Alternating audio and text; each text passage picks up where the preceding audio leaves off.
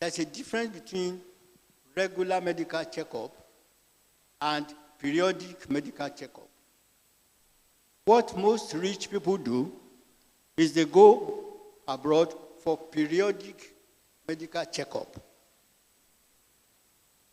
And when you get abroad, when we ask you whether something is normal or not, we say, let's take for example, something measured in your blood. We say it is, the normal is between 4 and 10. If anybody gets 4 to 10, it's normal. That's what the doctor will write for you, 4 to 10. But we say 4 to 10. All of us here will be 4 to 10, maybe, except 5%. 5 out of 100 will not fall in 4 to 10. 95 will fall in 9 to 10. But you, as an individual, you may be 4. Somebody else may be 6. Somebody else may be 9. They are all normal as far as we are concerned. But somebody who is 4, if he sees you and you get the test is 4, and he comes back and the test is 6. If you are seeing him for the first time, you will say, you are okay. 6. It's between 4 and 10, so you are okay, you can go. The doctor who has been seeing him when he was 4, if he comes now and it is 6, that doctor will see that there is a change. One disease has started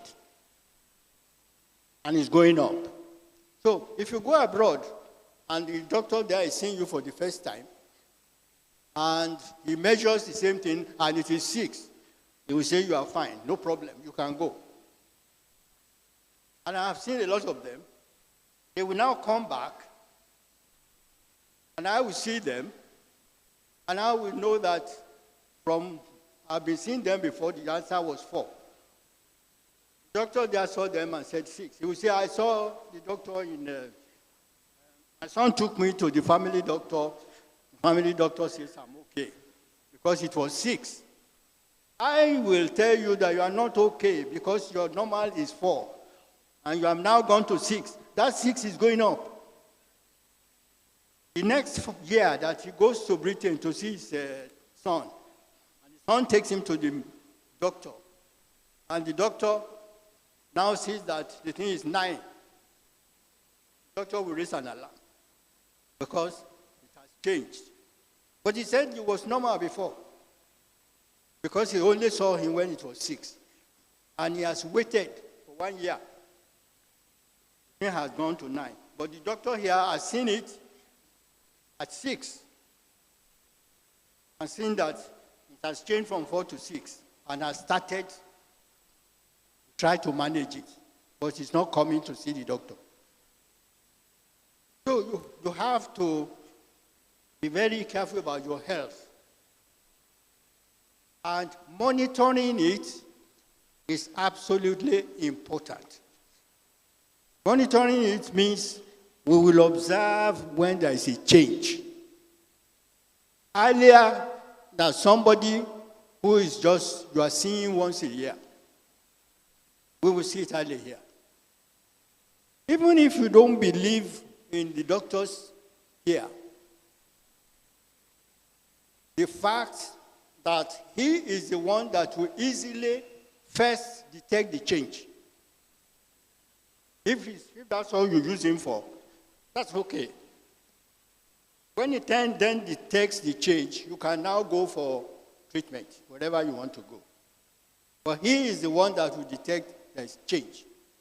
If you are living with somebody in the same house, he is the person who will first detect if something is wrong with you than somebody that you see once in a while, a friend or something. So, regular checkup is important. And part of what the doctor will check up includes advice. So maybe you are doing certain things wrong that is not going to keep you in good health. He will give you the advice. You don't need drugs. He will give you the advice, and if you desist from doing those things, you will be okay. You will be well. I've talked about carbohydrates, I've talked about fat. Proteins, that's number 3 of the things you should eat. You can never eat too much of protein, because it's the one that builds your body. The one that makes your cells, the cells of your body. The one that makes that. So, enough protein, it does not keep you fat, it keeps you very healthy. But proteins are very expensive. Meat, fish, all those high-falutin things are proteinous foods, and they keep you very healthy.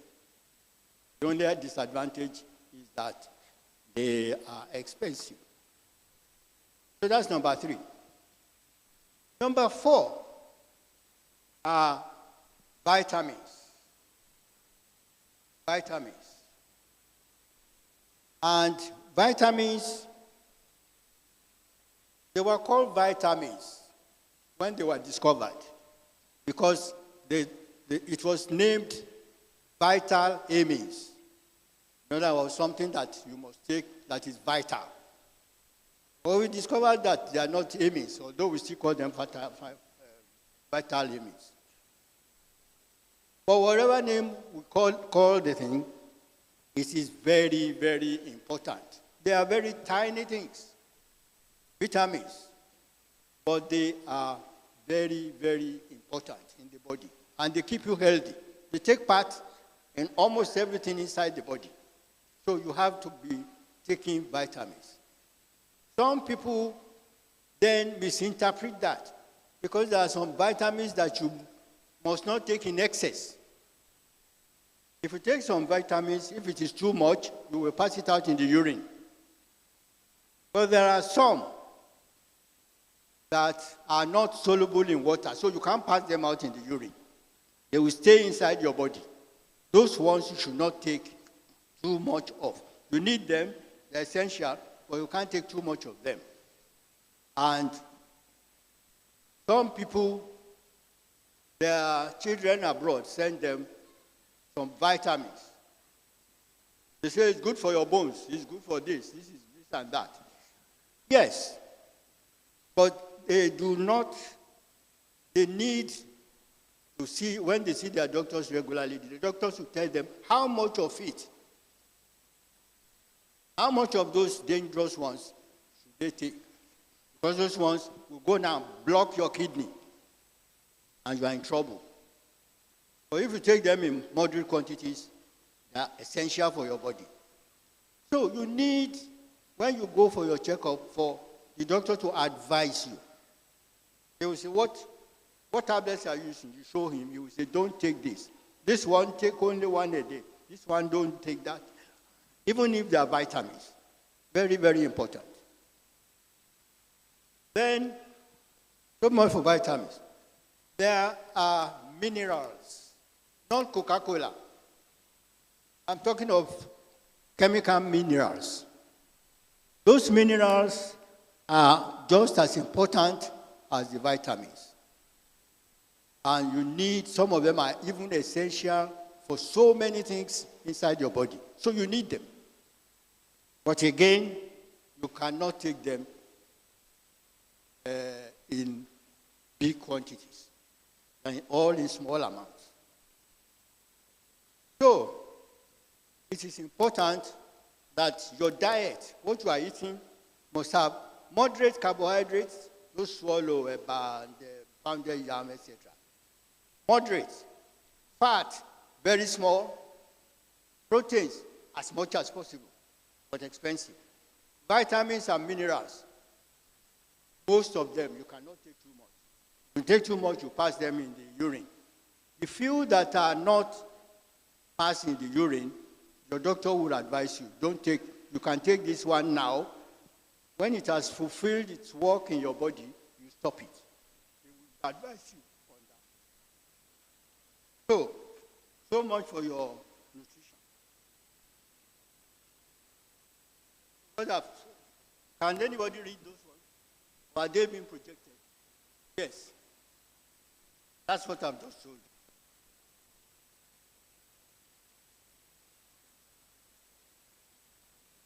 Now, a lot of you like embellishing your food. You take your food, you get your food, and you start, in fact, when you are cooking it, you will put Maggi, you will put thyme, you will put this and that. They are not good for you. It's not that you can't take them, but very, very small amounts, if you have the taste. But you will feel the best thing is you take your food without all those embellishments that you put into it. This little one, this one, and all the rest of it. A lot of you do that and they say it tastes well. Even if you put too much pepper in your food, you are not going to enjoy it. Some of you then say that I eat plenty of pepper. It's not doing you any good. It's not doing you any good at all. As you can put it in your eye and feel so bad about it. So it is, what it does in your eye is what it does in the lining of your stomach, inside, that you don't see. So it has to be just enough to give you the taste. Not the one you will take and your eyes will be watering. It's not good for you at all. So you should make sure that you take only the amount that gives you the little taste. There are some of them that are synthesized. And what they do is it gives you the food color. Color is not a natural thing.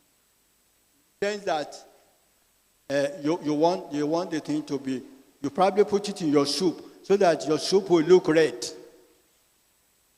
Those things are manufactured, and the business people who are doing it want to sell it. They don't care about whether it is healthy for you or not. Because it doesn't go through NAFDAC. Buy them in the market. Some of them are made under the roof of different houses and small factories and so on. So the theme is not whether it is good for you, it is whether the market is there or not. So those of you who embellish your food to give color, to give taste, to give this, do it in very moderate quantities. Otherwise, those things may contain chemicals which are not good for you.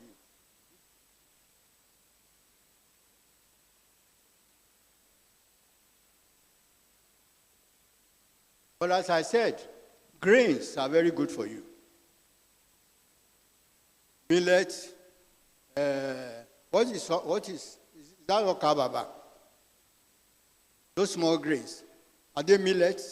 Is that what you call millets? Huh?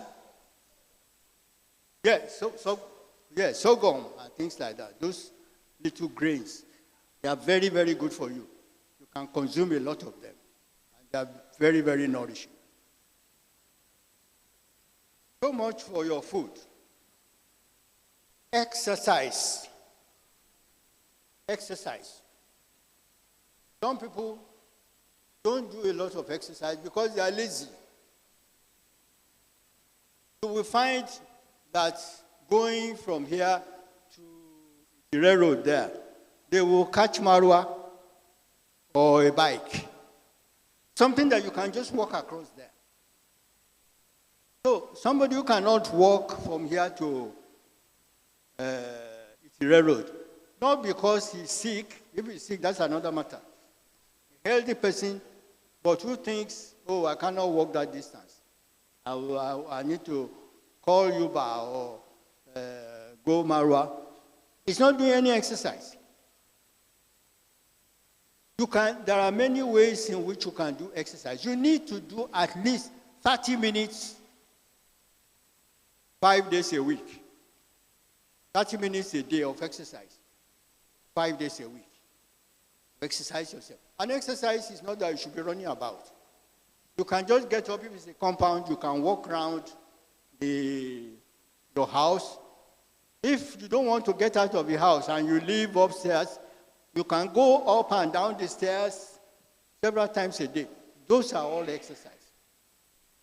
So there are many ways in which you can do your exercise without any strain, without you even knowing it, but you exercise yourself.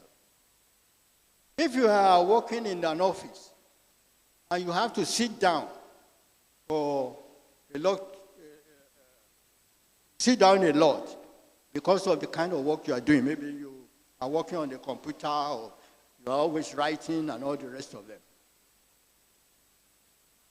you must, after at least 1 hour sitting, you must get up and walk around. Even if you are in an aircraft, in the plane, and the plane is in the air, and you'll be sitting, and it's a long distance, you must find time to get up and walk up and down the aisle. There's a lot of exercise in the church because praising God, and we were praising God just before I came in here, and I saw a lot of people who are sweating, dancing. So that's one thing that they do in the church that is good for everybody. If you are well. If you are not well, for God's sake, exercise can be dangerous. If you get up and do an exercise when you are not well, it will not be good for your body. It will also not be good for your heart. And doing the exercise, you can run into problems. So, everything, if you want to keep healthy, you must have limits. Don't indulge in so many things. You must have limits. If you are not well enough, sit down. Even during prayers, or during anything, singing. If you are not well enough, please sit down. You don't have to stand up. So, you have to know your limits and know what your body can carry and what your body cannot carry. If you don't do exercise, the likely thing is that you will go fat. You are going to gain weight. Don't do exercise. And it is easy to gain weight than to lose it. It's not just for weight alone, for many things. It is very easy for you to acquire something. Very easy. But to let it go is not easy. You can gain weight within 3 months. The weight you have gained within 3 months, you may not be able to lose it in 1 whole year if you are trying to slim down. So, prevent gaining that kind of weight. And exercise is one way of doing it. And exercise, apart from keeping you from gaining weight, also releases certain things in the body. Makes you happy. We call them endorphins. Exercise, when you do exercise, certain things are released in your body. And without you knowing it, it makes you happy. So, it is a nice thing to be able to do.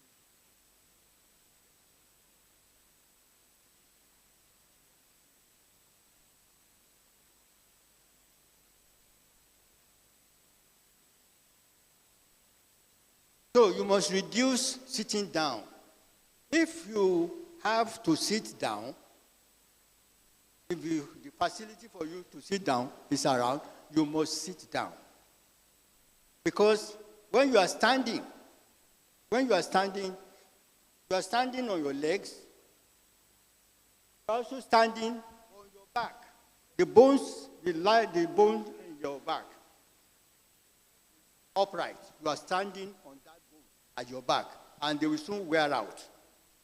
Without you knowing it, they will wear out. Even when you are sitting down, we had a lecturer here when I was inviting people to lecture here some years ago. I don't know why we stopped. Who told us how to sit. Many of you are not sitting the correct way. And the result is that you are going to begin to have backache. When you sit, and as I said, you are sitting on your backbone, and all your weight is on that backbone. So it will wear out if you use it too much. So you must allow your thighs, the bone of your thighs, also to lie on the seat. They will help your backbone from getting strained. Many people will sit at the edge of the chair, either when they are writing or it's a habit. They will very, very soon get backache. Most people that we see in the hospital with backache are judges. You'll be surprised. Because most of their work is sitting down at the edge of the chair and writing everything that I was going to say patients. They are not patients. The clients, who are these people in the court? Those people in the court. They are writing every word that they are saying as evidence. So, most of the time they are writing. The problem they have is the bones of the hand and the back. Because they are sitting at the edge of the chair all the time, many hours. Even when they get back home and they are writing their judgment, they are sitting on the chair, at the edge of the chair, and writing all the time. So you have to be able to sit correctly to give your backbone some rest. And you will keep very healthy doing that. So, you have to do things the right way. Although it also has to be the right way that you enjoy. Because part of getting healthy is to be happy with what you are doing. But if you know you are doing it for a purpose, then you should be happy that you are making an effort to keep healthy.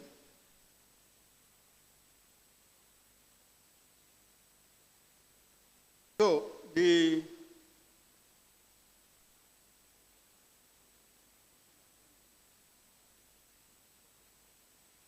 So you reduce sitting for a long time. At the same time, balance it with doing enough exercises. Then be a very friendly person. If you are friendly, there are times you will want to go and see your friend. Even in the office, there are times you want to get up and go and see another friend in another department. Those ones will keep you having some exercises.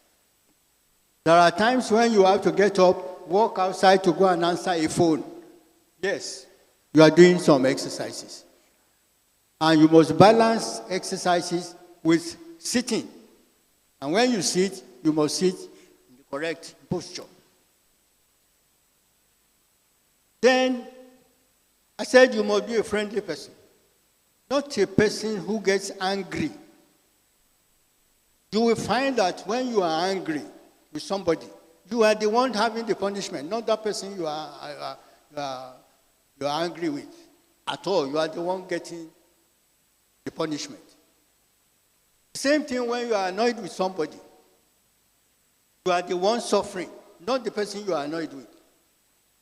Because he doesn't know what you are, whether you want to see him or you don't want to see him. But every time you see him, you feel angered by seeing him. So you are the one suffering. He doesn't know what you are feeling about him. So, anger and stress, you should keep away from them. They make you very old very quickly. Sitting about, always annoyed with people, criticizing people. Nobody does anything right. your own view. No effort to try and help somebody and exert yourself. You are punishing yourself. I listened to a sermon very long time ago, where the priest was delivering this sermon at the end of the year. And he said, there are 52 weeks in a year.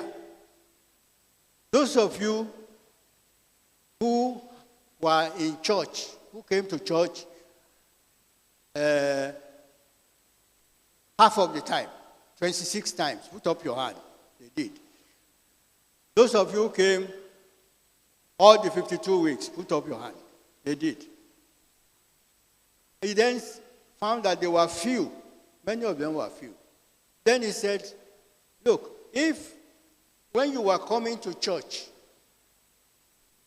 something happened, either you saw an accident on the road and you picked the person up and took him to hospital, that was why you could not come to church. He said, score yourself that you came to church. If you left your home and your neighbors were quarreling and you went to separate them and you had to sit down and so on, or somebody was bereaved and you had to sit and comfort them, he said, score yourself. You came. As long as wherever you are doing what God wants, likes, and wants you to do, score yourself. The church is not the only place where you can worship God. It's not the only place where you can do the will of God. You can be anywhere. If you are there doing what God wants you to do, you are worshiping God. So for those who think that they must run to church, in my profession, it's an offense that you see an accident on the road and you pass by. If you are caught, you can be in serious trouble. You must wait and help. If somebody identifies you there, that, doctor, and you went away, you didn't help, it's a terrible thing for the profession. If you are reported, you are in very serious trouble. So, you must always want to do good things. It will give your heart joy. And joy is part of keeping healthy. Not just sitting by me in the church every Sunday that, this lady is always here. That's not doing the will of God. That is not the only, it is part of it, but it's not the only thing.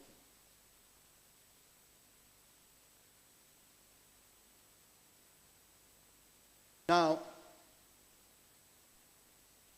stress. You always have stress and worries.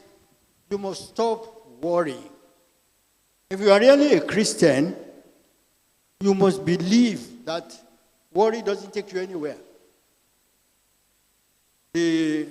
Our last vicar, and I think one or two vicars after that, used to say, leave it to God. That was his motto. If you leave everything to him and you believe in him, I can tell you have no problems. But if you are the type that's always finding fault and don't believe that there is God who can do everything, you will go through a lot of stress, worry, and it's not good for your health at all. Not good. You will be surprised all the things that I'm talking about. They look normal. What is this man talking about? Won't I worry if anything happens or something? You must cut it down because you cannot do anything that you are worrying about. You cannot do it at all. You better put it in prayers and let the person who can do it for you. Worry does not solve any problems at all, but it creates a lot of problems. Anxiety, stress, and everything, they create problems. Sleep. Sleep, you must sleep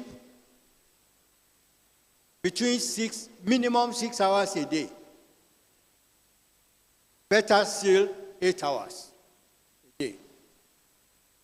You must sleep at least 6 to 8 hours a day. Then you'll be ready for the next day. If you stop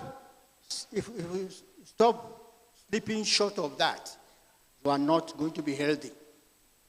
You are certainly not going to be healthy. And you see, disease does not start in one day. Not being healthy does not start in one day. It starts when you don't notice it. Let me tell you a disease.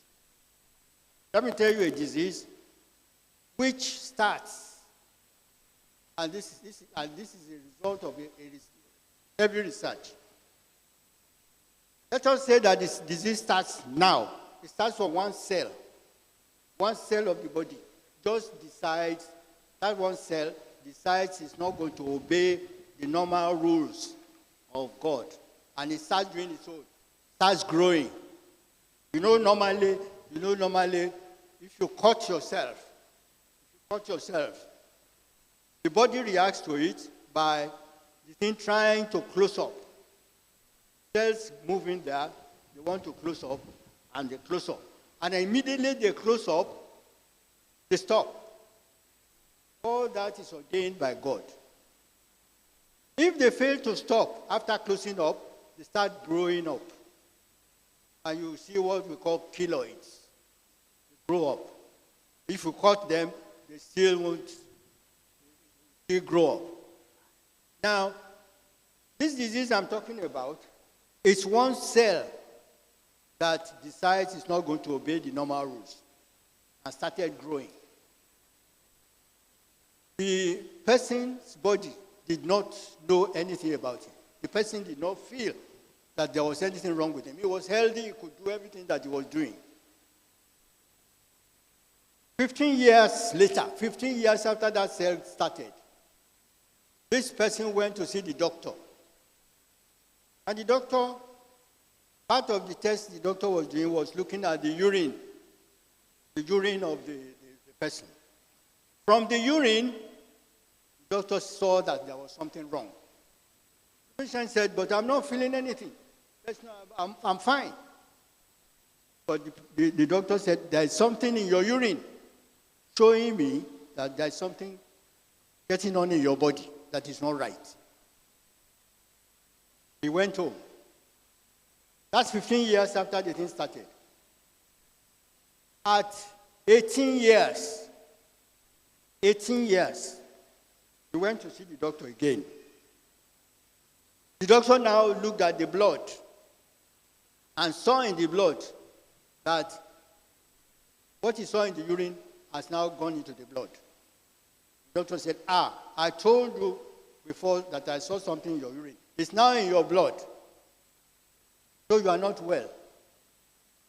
And he was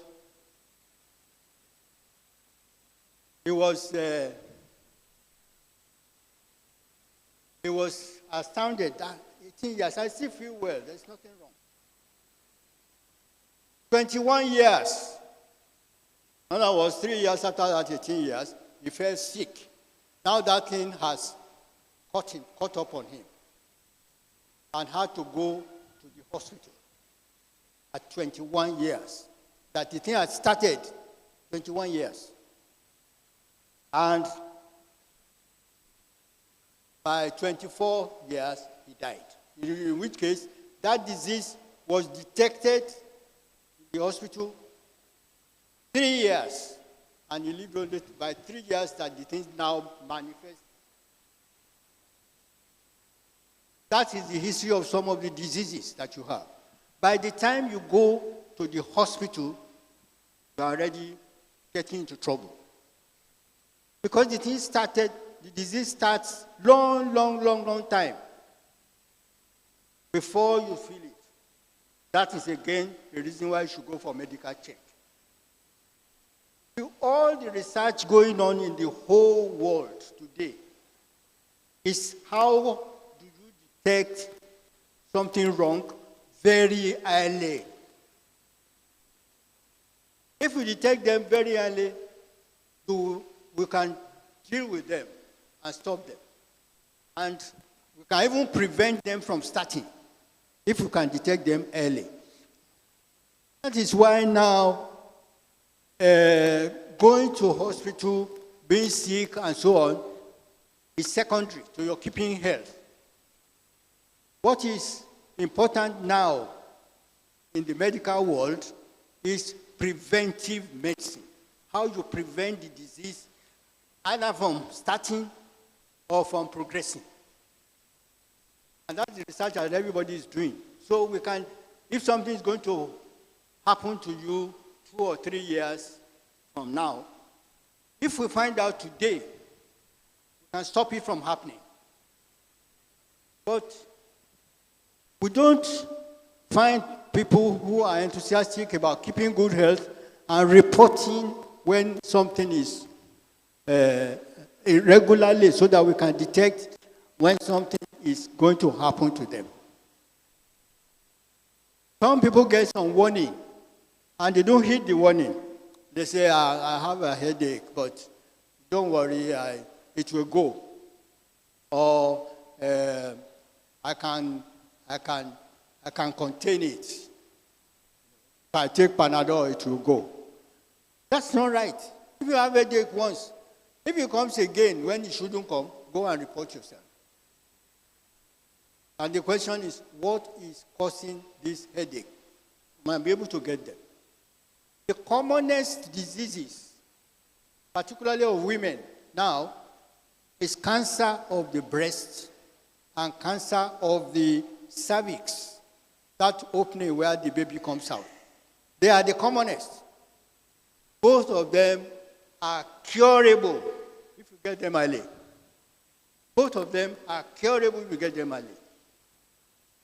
But, and that is why I said, we always advertise that you get checked up and the slightest sign, take it seriously.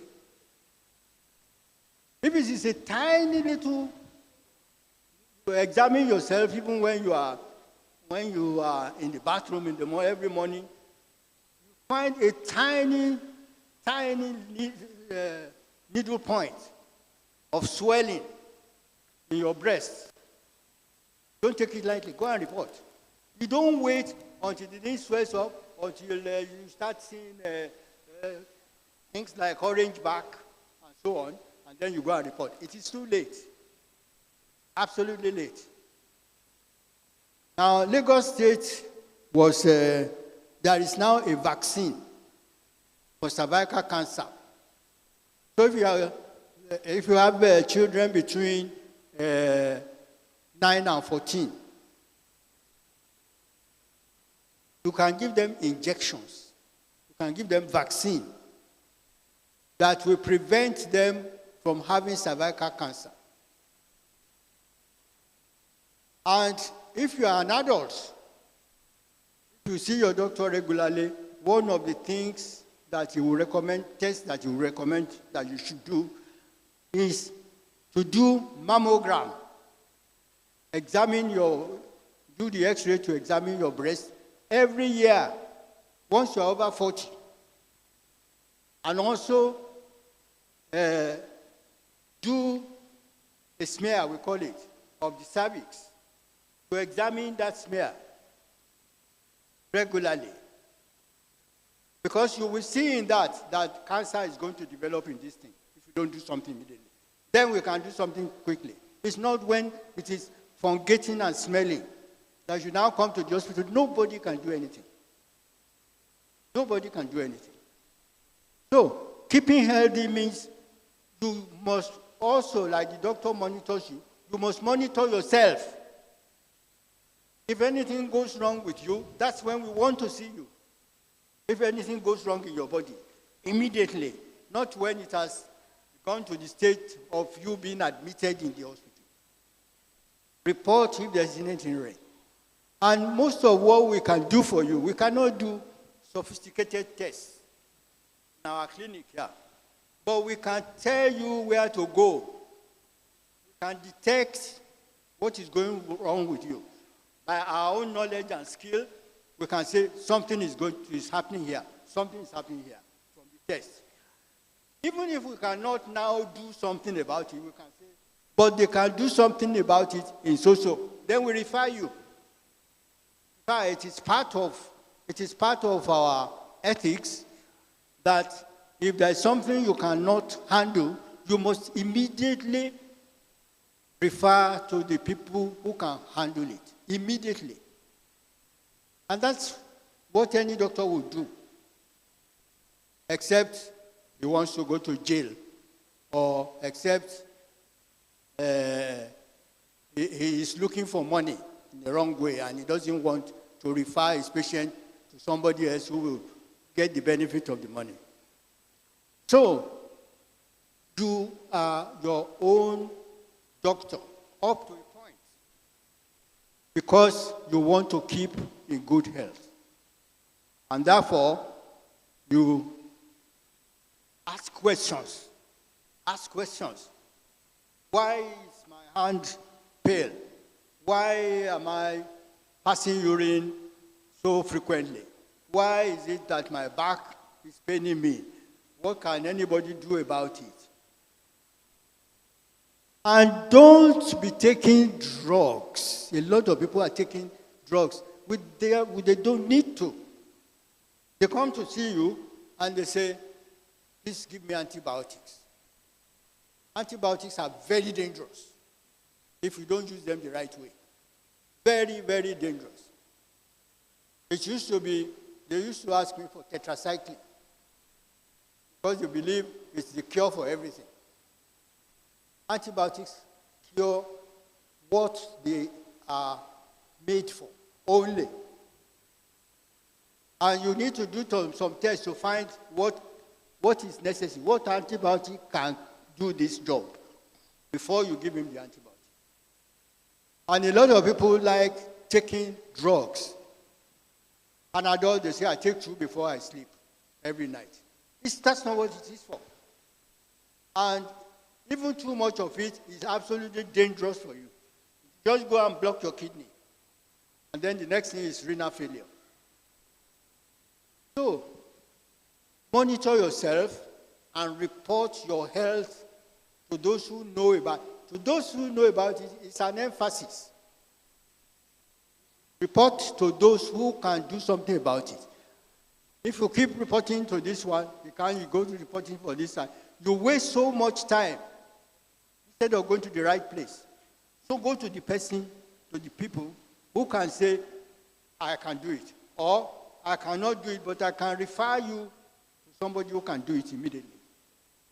So you can be your own monitor and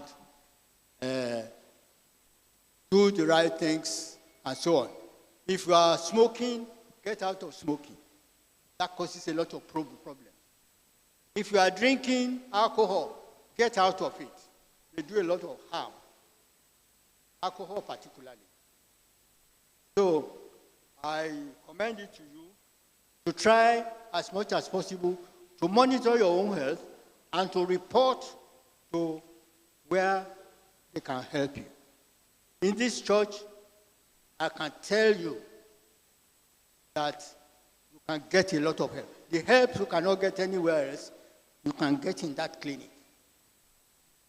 Because if you go to the hospital, the doctors that you will see are the ones trained by those ones that you see here and you don't talk to them. And the church is so kind to us and support us that they give us money to treat you. You will be surprised that I see more patients coming from outside the church than I see the people in this congregation. And of course, my job and the job of any doctor is to treat anybody who comes to them. So whether they come from wherever or who they are, we treat them. If the people in the church will not look for trouble, and I see them in the corridors in the hospital, see a lot of them in the corridor industry, looking for, coming to the clinic to see a doctor, a house officer. Because to see a consultant in any of those hospitals, you have to have been there 6 a.m. And when the consultant comes, he will tell you, I can, because of the crowd, I can only see 10 today. Then you have another appointment to come back. When you have about 4, 5, an ENT surgeon has just joined us again in that clinic. The other ones, the other people, highly placed people that have their own hospital. And if you go to their own hospital too, you cannot see them. You will see the junior doctors that they employ. They come in here to see you. And you don't want to consult with them. Even if it's only going to them to speak for them, to say, I'm having this, what do you think can be responsible? What can we do about it? Advice. They will advise you even if they don't want to treat you. So, monitor your own self, report yourself for help. Ask for help for every little thing as soon as you can. If it cannot be done by the person you are asking, then you will be required. And you will be able to keep your health in good shape. Thank you very much. I'm going to allow a few questions for those who are interested. And if you cannot have the opportunity to ask the question here, every Sunday we are in the clinic. It's not just me and my colleagues. You can call me anytime.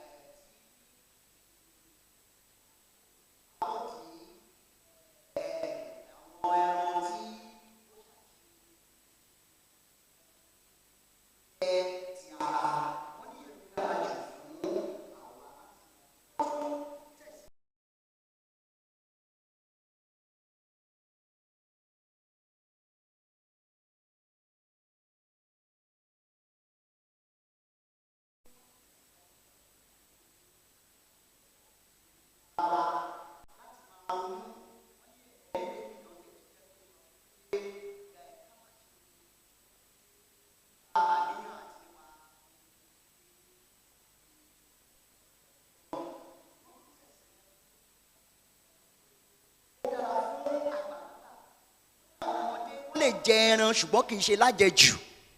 Wọ́n ní ó dára fágbàlagbà láti máa jẹ àwọn èso ewébẹ̀ ju àwọn bíi iṣu, iyán, ẹ̀bà àmàlà ní gbogbo ìgbà. Wọ́n ní tí èèyàn bá ti pé ọmọ ogójì ọdún sókè, àwọn nǹkan bí ewébẹ̀ ní láti máa pọ̀ jù nínú oúnjẹ wọn. Wọ́n sì ní ká máa fún àwọn ọmọ kéékèèké ọmọ wa náà ní àwọn nǹkan tó ní àwọn èròjà ewébẹ̀ tí yóò máa ṣe ọpọlọ wọn lóore. Wọ́n ti wá tẹ̀síwájú wípé ó dára fún wa láti máa ṣe láti máa sùn, ní pàtàkì jùlọ àwa àgbààgbà. Ní ti àwa àgbààgbà, wákàtí 6 ó kéré jù, ṣùgbọ́n ní ti àwọn ọmọ kéékèèké wọ́n sọ fún wa wípé wákàtí mélòó ni tàwọn ọmọdé?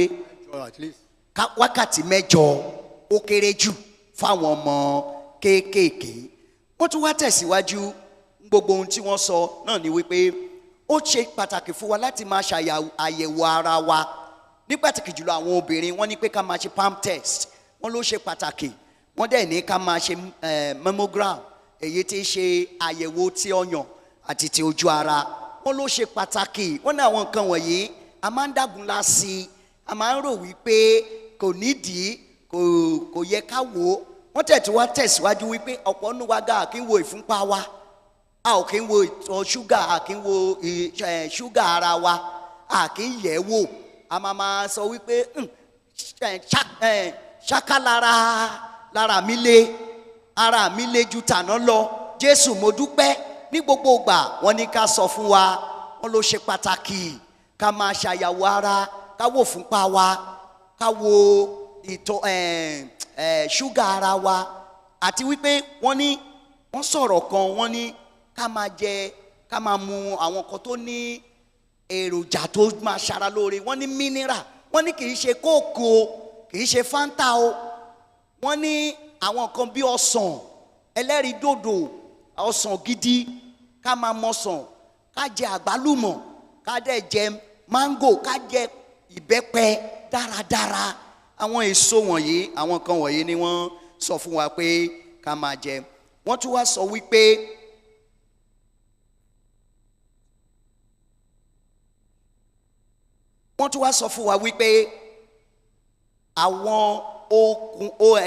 àwọn tó bá mu ọtí mímu kò dára. Wọ́n ní ká fi sílẹ̀, ó máa ń dá ọjọ́ kúrú. Wọ́n tún ní sìgá mímu kò dára, ká fi sílẹ̀, ó máa ń dá ọjọ́ kúrú. Àti àwọn nǹkan bẹ́ẹ̀ lọ tí wọ́n ti sọ tí a gbọ́, ṣùgbọ́n àwọn tí àkọlẹ̀ ta rí wípé ó ṣe pàtàkì fún àwa tí a wà ní àti àwọn tí ń gbọ́ wa. A sì gbà ládùúrà wípé ìlera a máa jẹ́ ọ̀rọ̀ gbogbo wa o. Wọ́n wá sọ wípé ìbéèrè méjì làwọn fẹ́ láti ọ̀dọ̀ wa. Wọ́n ní yes sir, first question. Please, someone should come. Peter, please come and hold the mic for us. Thank you, sir. Thank you, Daddy. I'm so grateful because anytime you come to lecture us, it normally do a very wonderful thing in my life. I thank you so much. God will continue to embrace you. God will not take you out of this church now in the mighty name of Jesus Christ. My people perish because of lack of knowledge. That is Hosea chapter 6, verse 4. Daddy, ulcer have been learned that ulcer normally come to somebody's life because that person is not eating on time. Sir, is it any way, or rather another way, apart from that ulcer can show in somebody's life? Then diabetes patients, what type of food is it recommend for them? Diabetes patients, what type of food will they not take that it doesn't go with the sickness in their body? Then, sir, there is one local minerals we call sobo. I learned that sobo is not good for the head. How far is this, sir? Sobo. Then cancer. What is the system, the symptom in which somebody can can observe before he know that he has cancer. Thank you, sir. Cancer. Thank you, sir. May God bless you.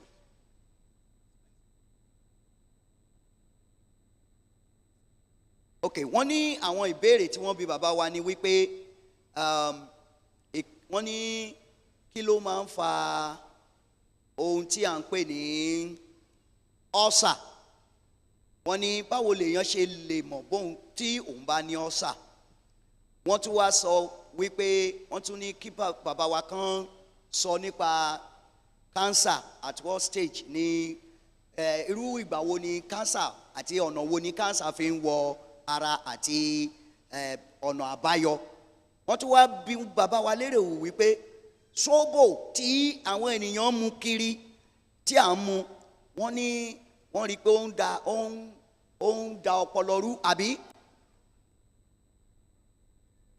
Wọ́n ní kí ni àǹfààní sóbò ní ara? Ẹ ṣé.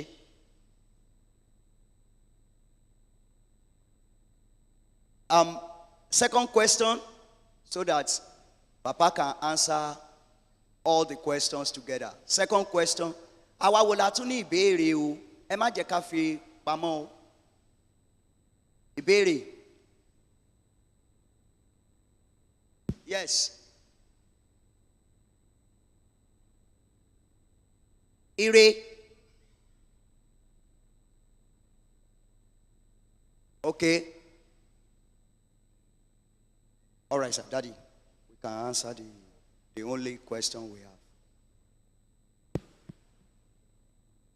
Right. Mo hope pé bí ti dẹ́rù báyìí pẹ̀lú gbogbo àwọn nǹkan tí mo sọ pé kí la wá fẹ́ ṣe tó right báyìí pẹ̀lú gbogbo nǹkan tá à ń sọ yẹn. Number one,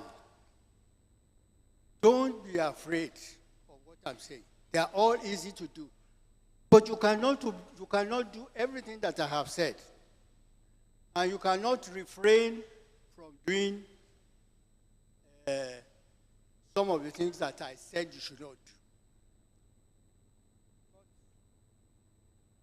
do. You need to do certain things that I have asked you not to do. For example, I said no alcohol.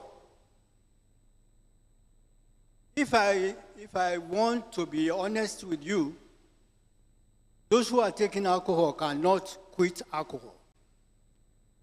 We even admit them into the hospital. And part of the treatment we give them so that they can refrain from taking alcohol is we give them alcohol. Alcohol is part of the treatment. Alcoholics, when we want to wean them out of alcohol, I have 1 or 2 patients who must take 1 bottle of stout every night. Otherwise, he will go crazy. So part of the treatment is to give him alcohol. So there are certain things you must do, but you must do them in moderation. Ulcer can happen to anybody. It is mainly because the acid. See, inside the stomach there is acid, which is used for digesting food. If you want to try what I'm saying, get some acid, battery water. You will find that you create a store there. That's the same thing it does inside. It is supposed to digest food. But if there is no food there, it will start working on the surface of your inside. It will start digesting. If there is no food to digest, it will start digesting your stomach and make a sore there. And that sore is what we call the ulcer. So you must eat. If you don't want to have ulcer, you must eat regularly for the acid to work on the food and not on your stomach. So if you don't eat frequently, you will get ulcer. And to try and cure the ulcer is to try, just like you try to cure a sore on your leg. You have to clean it every day put medicine on top of it, bandage it. And those are the medicines that we give you if you have an ulcer. The second cause of ulcer is infection. There's an infection which, if you have in your blood, can begin to work and give you an ulcer. So we either cure it by giving you regular food so that the acid will not be able to digest your stomach, or some drug that will look like food, which the acid will work on, or medicine that will kill that infection that is causing the ulcer. So it's simple. When you want to treat anything, you look at the cause. It is the cause.